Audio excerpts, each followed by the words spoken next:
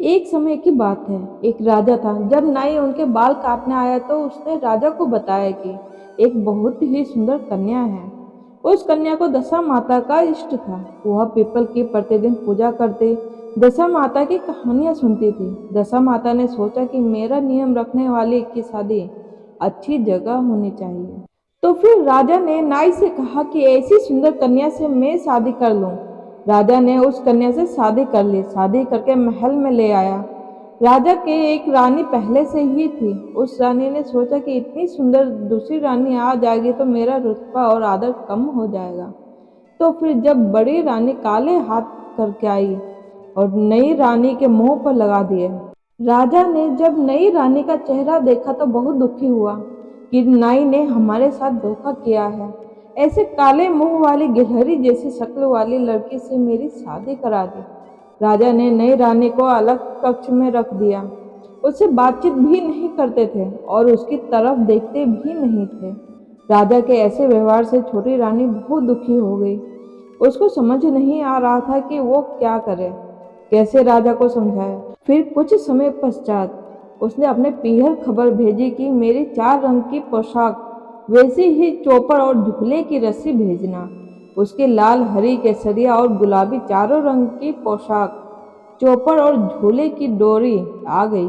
फिर उसके बाद उसने दासियों से मालूम करवाया कि राजा आज घूमने के लिए कौन से बाग में जाएंगे। उसको पता चला कि राजा आज गुलाब बाग में घूमने जाएंगे। उसने गुलाबी रंग की पोशाक पहन ली, सोलह श्रृंगार करा और अच्छे अच्छे जेवर पहन लिए और फिर वह गुलाबी चौपर और गुलाबी रस्सी लेकर गुलाब बाग में राजा के आने से पहले ही पहुंच गई।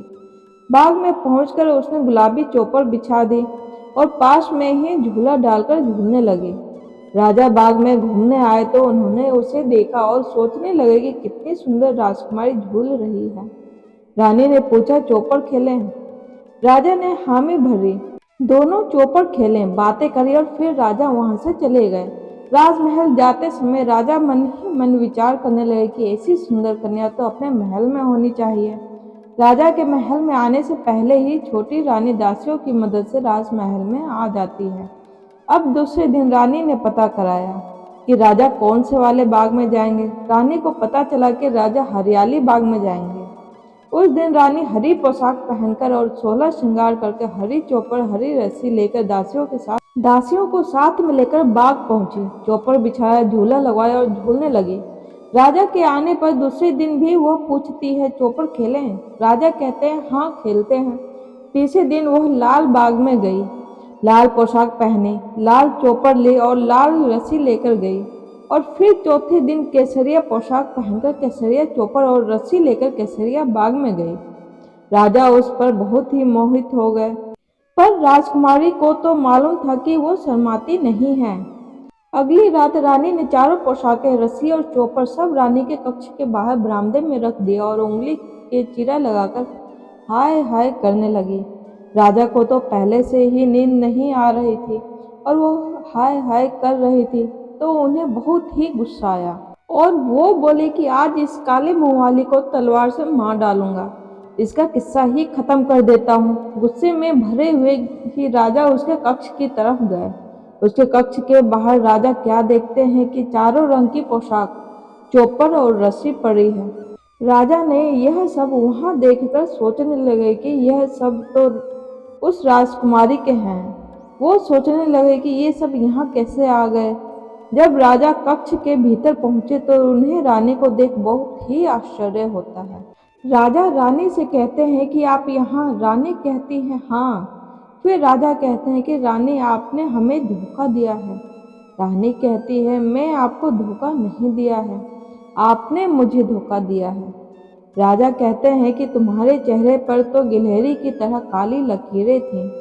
रानी कहती है कि वो तो आपकी बड़ी रानी ने मुझे प्यार करते समय लगा दी थी। उसको लगा होगा कि मेरे आने से आप उसको कमानेती कर दोगे। छोटी रानी फिर बोलती है कि मेरे तो दशा माता का इष्ट है, जो दशा माता ने मेरी लाज रखी, वरना मुझे तो मरना पड़ता। राजा कहते हैं, रानी आप पूरी बात पहले ही बता देते तो आपको और हमको इतना दुख नहीं देखना पड़ता। उसके बाद राजा ने बड़ी रानी को कमानेती कर दिया और छोटी रानी के साथ सुखपूर्वक रहने लगे। हम भी दशा माता जी से यही प्रार्थना करते हैं कि हे दशा माता, जैसा दुख छोटी रानी ने झेला वैसा दुख किसी को झेलना ना पड़े, और जैसी कृपा आपने छोटी रानी पर करी वैसी कृपा हम सब पर भी करना, और जैसी लाज आपने छोटी रानी की रखी वैसी लाज हम सबकी रखना। जय हो दशा माता।